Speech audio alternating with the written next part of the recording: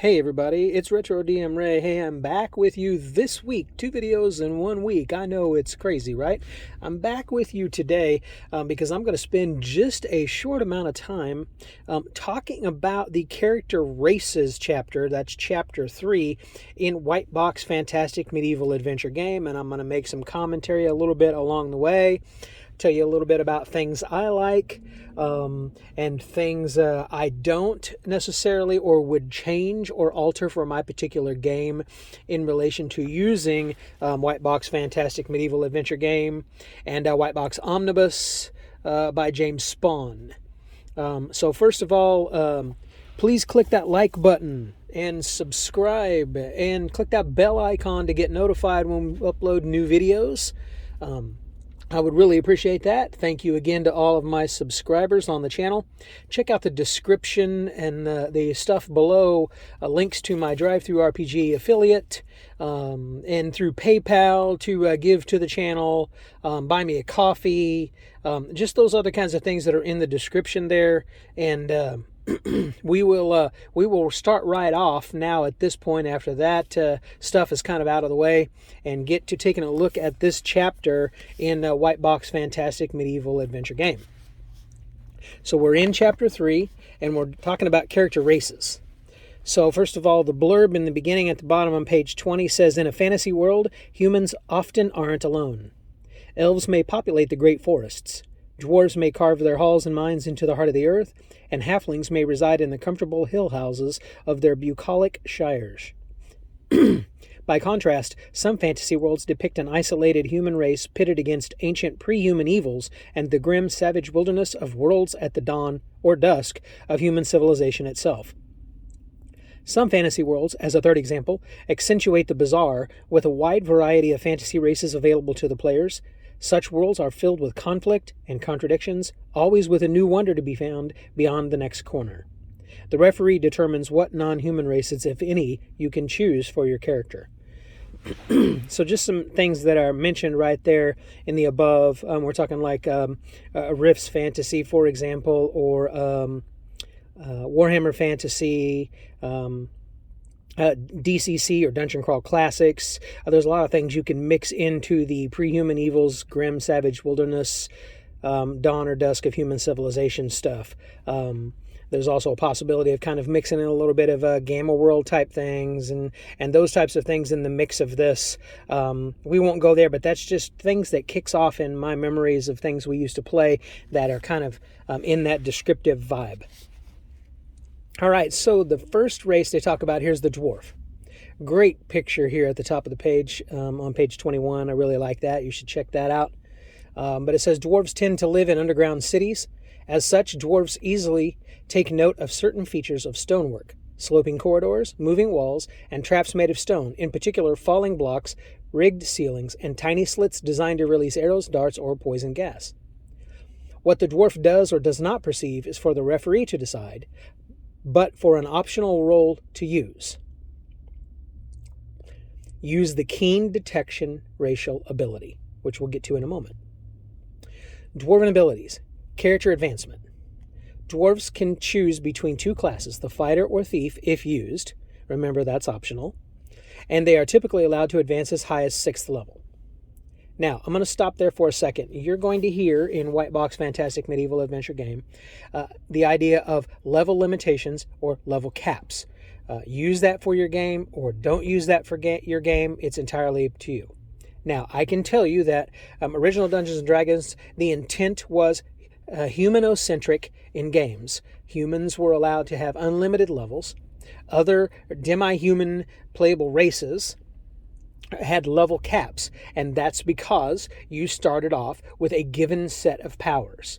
In the old school game, it was infravision, detecting different things like the dwarf says here, or detecting things such as the elf might be able to do, enhancing your ability for secret doors and those types of things. As it progressed on further into advanced and into even 2nd edition, then elves were able to move silent and hide in shadows, in natural surroundings. So all those things were really pumping up the level-ish ability of your character just from level 1 right out of the gate. So there had to be a balancing limit on the backside of that, and that's why they placed level limits on those particular races. So this is a throwback to that, of course, from being Swords and Wizardry compatible. So obviously it exists in this system. Again, if you want to throw it out, throw it out. You don't have to use that. There are ways to deal with that. I've heard of a cool way. Honestly, we never used any level limits when I first started playing, except for maybe the first couple of games. Quickly threw that out and never looked back. A lot of people didn't and don't today. But I thought of I heard of another YouTuber, I don't remember who it was, that their suggestion was to leave that alone and not have level limits or level caps for demi-human playable races, but rather those who choose to play humans, they no longer have an advantage. So instead you give them a big boost to earned experience points. 10%, 15%, even 20% earned experience points. And if they would have got their prime requisite high, that'd have been another 10. Or in this case, in Fantastic Medieval Adventure game, maybe if they got their prime rec and their wisdom high, they might have 15. Plus 10 could be 25. Even plus 20 could be 35%. That could be a decent boost to cover for the fact that the demi-humans start with all of those special powers like that. But it's however you want to play it in your game. I just thought that was a really, really cool idea to be able to approach that otherwise limiting situation. But the limits make perfect sense. And honestly, the foundations of OD&D were the idea of Tolkien, not just miniature wargaming on the table. But when it came into the fantasy role-playing game thing, where you weren't just measuring out miniature movement of armies in mass and those kinds of things, then very much it picked up a Tolkien vibe. OD&D, originally halflings were called hobbits until the Tolkien estate got involved and got angry towards them, and it was a copyright thing, and they backed off of that and started calling them halflings. So if you get that Tolkien vibe involved, you see that these longer-lived races, they're so concerned with, I'll just say it in a silly way, they're so concerned with dilly-dallying around in their lives because they have hundreds or thousands of years to live in Tolkien's world. Elves didn't die unless they died of an extreme sadness and longing. Or they died in a death in combat. They didn't die. So those races were not really concerned with the training, if you will, for classes and class levels for anything anytime soon. They had an infinite amount of time, those Tolkien elves did, to learn something. So I understand the reasoning behind that involvement in that system and the balance that was involved there to keep it very lethal. I mean, I think keeping it lethal is important. At least it is in my game. But again, it's your game, so you run it however you want to. I just wanted to kind of give you that little bit of a background of that before we move forward, since it did mention that you can only advance it as a dwarf as high as 6th level. And again, this is not race as class. You'll see one here in a second that has a variant of that, but the dwarf is not race as class. Weapon and armor restriction for the dwarf. Like human fighters, dwarves have been trained in warfare and have no restrictions on the weapons or armor that they may use. Fighting giants. Giants, ogres, and similar giant-type creatures such as trolls are not good at fighting dwarves and only inflict half the normal damage against them. In first edition, it was a bonus to your armor class, I believe, and I believe that carried through into second edition, so it's more difficult to hit you. Keen detection. Dwarves are good at spotting traps, slanting passages, and construction while underground. 1 through 4 on a d6 when searching, 1 through 2 on a d6 if just passing by. That's very similar to basic fantasy. I think the numbers are 1 to 3 or 1 to 2, but otherwise it's very similar to basic fantasy RPG. Saving throw. Again, this is speaking of single saving throw. First, dwarves do not use magic and are somewhat immune to its effects. They receive a +4 bonus on saving throws versus magic, whether or not the alternative saving throw matrix is used. And remember that alternative matrix harkens back to first edition, where it's Death Ray and Poison, Petrify, Polymorph, Rod, Staff, Wand, Dragon Breath, and Spells were the categories. Languages. For campaigns that give each race its own dialect, dwarves should be able to speak with gnomes, goblins, orcs, and kobolds. And just so you know, there are no gnomes in this game. They're very easy to bring in. You can bring them over from Basic Fantasy RPG. There's a supplement for that. They're really easy to port over. It's just really, really easy to do that. Now we'll move on to the elf. The referee can interpret elves in many different ways. Are they fairy folk of Irish legend, the Vanir of Norse mythology, or perhaps something more akin to the elves of Tolkien's imagination? There it is again, right? As a baseline, most elves are associated with magic, as well as being skilled with the sword and bow. The elven adventurer may choose, on any given day, perhaps when the moon rises, whether to use the capabilities of the fighter or the magic user. As a result, the elf has two alternate advancement paths: experience points, hit dice, saving throws, to hit bonuses, etc., depending on whether they don steel that day or summon up the power to cast spells. Elves must use a spellbook to prepare spells, just as a magic user. Spells disappear from his casting capability once they are cast until prepared again. Again, that's fancy in magic. But you notice there where it says that they have to decide on any given day, perhaps when the moon rises, whether to use either fighter or magic user. I think that's pretty cool. It would be interesting to play it that way. We're going to read character advancement here under Elven abilities, and you'll get a little bit different twist on that. Elves may use either the fighter or magic user class advancement charts to be announced at the start of an adventure. So now it's moved from just when the moon rises to now the entire adventure, you're either one or the other. That's also interesting and could create some interesting roleplay and balance situations amongst the party. And you find that if an adventure feels like the flavor of it is that you might need a magic user but don't ordinarily have one, the elf can flip to that, which is kind of a cool idea. If you find that it might be a little bit, it seems like it might be a little bit flavored for combat heavy, the elf could flip for fighter. So that's a cool idea too. Weapon and armor restrictions. When an elf adventures as a magic user, the character has the same weapon and armor limitations as a magic user. The exception to this would be magic armor, which may still be worn even when the elf is acting as a magic user. So there you see that little bit of a power edge that they have over magic users. If it's magical armor, they can still wear it and cast spells. So that gives you that little bit of a boost. That's nice in this game. Every couple of pluses that you can get for things like that, since this is such a low plus system, is a good thing. Hereditary foes. Elves gain an extra +1 to hit or to damage when fighting goblins, orcs, intelligent undead, and lycanthropes. Elves are also immune to paralysis caused by undead, such as ghouls. Keen detection. Elves are good at spotting hidden and concealed doors. 1 through 4 on a d6 when searching, 1 through 2 on a d6 if just passing by. I believe Basic Fantasy sets that at 1 through 3 on a d6 for searching and 1 through 2 on a d6 for passing by. Minuscule difference of 1 point there. Languages. For campaigns that give each race its own dialect, elves should be able to speak with gnolls, goblins, orcs, and hobgoblins. Now here's where the variant comes in. Remember I told you before this was not race for class, a race as class, unless you use this elf variant here.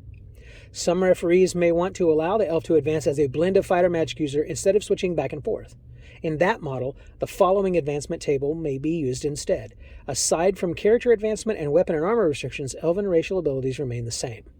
So an elf would be 8th level is their maximum at 320,000 with 5 hit dice, a +2 hit bonus, a 7 on a single save, and 1st through 3rd level spells, 4 first, 2 second, and 2 third. So that's not bad. Given the fact that the Fantastic Medieval Adventure game, all of the characters' advancement tables go to 10, except for 11 and 12 for that magic user table. Someone commented and suggested that maybe that was just for NPC villains and stuff like that for 11 and 12. I don't really see that in there, but I can understand that could be a thing. I just use it as my template to advance it if I was going to use it.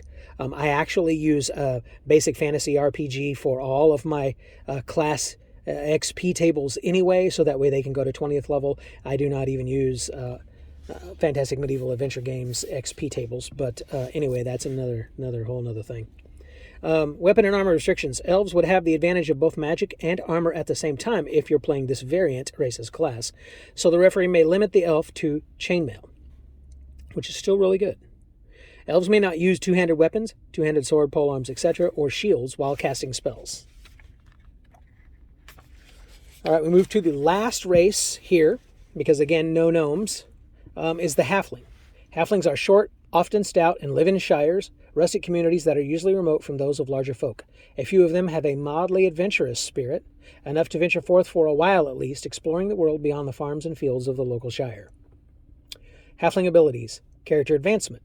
Halflings can choose between two classes, the fighter or thief, if used, and they are typically allowed to advance as high as 4th level as fighter and 6th level as a thief. Weapon and armor restrictions. Like human fighters, the halfling has no weapon or armor restrictions. Fighting giants. Giants, ogres, and similar giant-type creatures such as trolls are not good at fighting small creatures such as halflings and dwarves and only inflict half the normal damage against them. Deadly accuracy with missiles. Halflings receive a +2 to hit when firing missile weapons in combat. Near invisibility. When not engaged in combat, halflings can be quite stealthy, making themselves hard to spot and moving in almost total silence. The success of this ability is determined by the referee, or die roll can be used, with a roll of 1 through 5 on a d6 indicating success. That is extremely high for a starting character.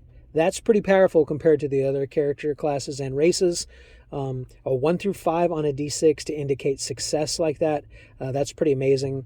I would say that's Bilbo from Lord of the Rings, for example, maybe Merry and Pippin, that kind of a thing, which is cool, but that's pretty high. So that's pretty cool. Combine that with the missiles adjustment and the reduced damage from big creatures, and that's pretty neat to have that as a halfling. But it goes on. Saving throw. Halflings are somewhat immune to magic and receive a +4 saving throw versus magic, even if the alternative saving throw matrix is used. So they get that boost just like the dwarf does as well. Languages. For campaigns that give each race its own dialect, halflings should be able to speak with creatures that fit the style of the referee's campaign. So it doesn't really give you a thing, you just fit it into your campaign. And I kind of like that. And I have to tell you that most of original older games like this, they were not designed. You could take a look at the first edition DMG for Gygax actually saying this, but it was not designed to be, these are all of the rules, follow them raw, rules as written, as if they're set in stone, like the 10 Commandments, for example. But don't do that. Make this your own. Take and leave whatever you want to put together or cobble together the game that you and your table wants to run. Of course, you want to have agreement on that to some extent, right? But ultimately, the Dungeon Master has fiat, which means he kind of controls the thing that's going on, and the players either want to play in that kind of a game, and you can kind of work that out, or they don't. And that's just the way we always played. That's the way that I play today. I mean, hey, the Dungeon Master has to be able to have fun too. So they're in charge of a lot of the things, so they kind of want to put down the rules that they want to use or not use. I think that's fair. I think that's reasonable. I'm not sure where that is necessarily in today's gaming community or gaming world. I don't see it a whole lot, and that's a shame. But we won't go there about that stuff. So anyway, I just wanted to make a short video today to talk about the races in White Box Fantastic Medieval Adventure game, and provide those things for you and talk about that variance and the things that I do or have done. So I hope you've liked this video. Again, give me a thumbs up if you did. If you like the content, subscribe, share with your friends. It's always G-rated, of course. And next time I am going to go through a few more things in a brief video that I do to combine basic fantasy with this stuff. And then in addition to that, I'm going to talk about a really cool download that I downloaded and then, of course, sent my own version to Lulu to print for myself of a book from basicfantasy.org's website. Just great stuff. First edition D&D flavored like crazy. It's called the Librum Magica. So look for that here soon. I'll go through that as well. And then we'll kind of move on to some other stuff for the channel too. Please make a comment down there. Let me know what's going on with you. If you have any questions or any thoughts about this stuff. Remember, any socio-political kind of nonsense like that and foul stuff and vulgar stuff, I'm just going to delete all of those. So don't put that stuff up there. Otherwise, I just want to say thank you to everyone who's tuning in and checking this out. And like I say every single time, hey, may all your rolls be nat 20s. Take care. Later.